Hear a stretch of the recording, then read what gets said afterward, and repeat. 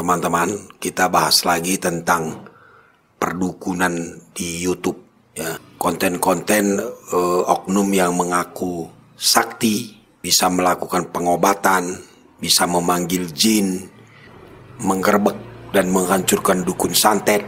Sampai akhirnya kemarin ada berita salah satu padepokan digeruduk warga dan diminta agar ditutup.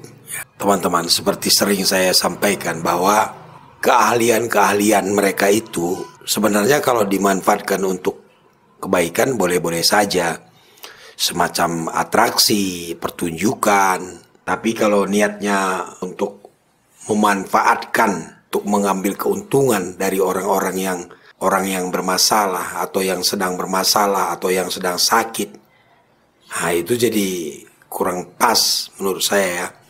Bahkan bisa mengarah ke pelanggaran hukum, teman-teman. Karena rame kasus-kasus seperti ini, akhirnya saya nonton juga ya beberapa atraksi-atraksi orang yang katanya sakti, mengobati, lalu sakti menghajar dukun santet segala macam ya. Kembali ya teman-teman, selama tidak ada yang dirugikan, artinya hanya sekedar pertunjukan, sekedar permainan atau sekedar konten untuk YouTube, nggak ada masalah ya. Tapi kalau sudah niatnya seperti saya katakan tadi untuk mengambil keuntungan sehingga merugikan orang, itu udah pidana. Contohnya saya mengaku sakti ya, saya mengaku ahli agama gitu ya, lalu saya mengaku bisa mengobati penyakit, lalu untuk meyakinkan pasien ini saya buat atraksi ya, seperti membuat keris berdiri atau keris berapi ya, atau tisu tiba-tiba terbakar sendiri, atau tiba-tiba ada angin kencang misalnya kan. Padahal itu sebenarnya hanya trik. Tapi karena pasien ini memang lagi butuh pertolongan, jadi gampang terpengaruh kan, akhirnya percaya. Setelah si pasien percaya, lalu si oknum ini meminta imbalan. Padahal si oknum tahu dia hanya main-main saja, bukan beneran gitu ya. Tapi karena tujuannya tadi memang untuk mendapatkan uang, ya dia berbuat seperti itu. Ada lagi yang menggerebek dukun santet, ya sah-sah aja selama tidak ada yang dirugikan. Walaupun banyak pertanyaan kita kan, ada orang mengaku dukun santet sudah membunuh sekian banyak orang, tapi dia dengan santainya saja mengaku di YouTube seperti itu. Padahal kita tahu kejadian faktanya itu banyak yang orang diduga pelaku santet atau orang yang diduga dukun santet dikeroyok massa, bahkan dibakar rumahnya. Tapi anehnya di YouTube itu mereka berani mengaku-ngaku sebagai dukun santet yang sudah banyak membunuh orang. Apakah settingan atau tidak, ya mereka lah yang tahu ya. Tapi saya ulangi lagi, selama tidak ada yang dirugikan nggak ada masalah ya.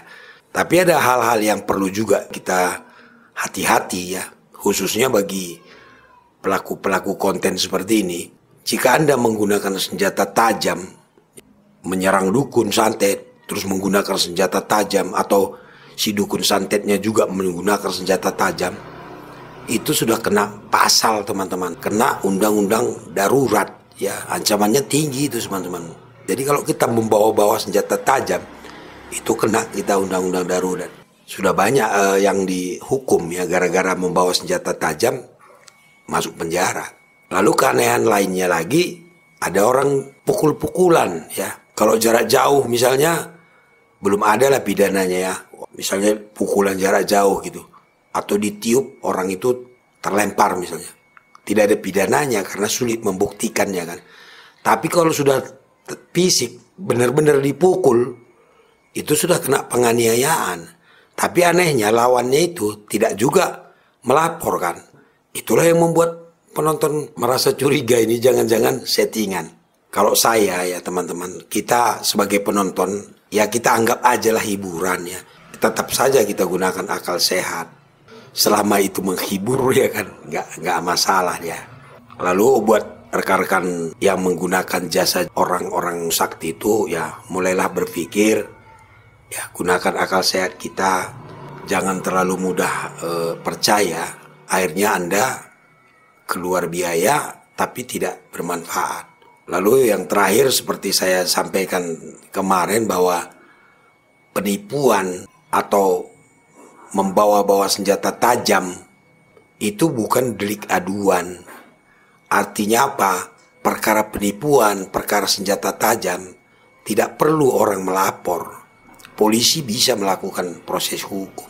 Kalau polisi mengetahui adanya kegiatan-kegiatan yang mengarah ke perbuatan pidana, polisi bisa langsung mengambil tindakan tanpa harus menunggu laporan, ya. Kecuali dia kasusnya delik aduan. Nah, kalau delik aduan memang harus si korban melapor, ya. Tapi kalau bukan delik aduan, polisi bisa melakukan tindakan tanpa ada yang melapor, ya. Jadi saya berharap kejadian kemarin itu menjadi peringatan lah buat kita semua, terutama teman-teman yang memanfaatkan trik-trik sulap, ya. Saya juga nggak paham ya, mungkin sulap tapi membawa-bawa nama agama, sementara dia tahu sendiri bahwa yang dilakukannya itu sulap, bukan karena agama, ya. Mulailah kita berpikir, ya, hindarilah hal-hal seperti itu. Tetap semangat, tetap gunakan akal sehat.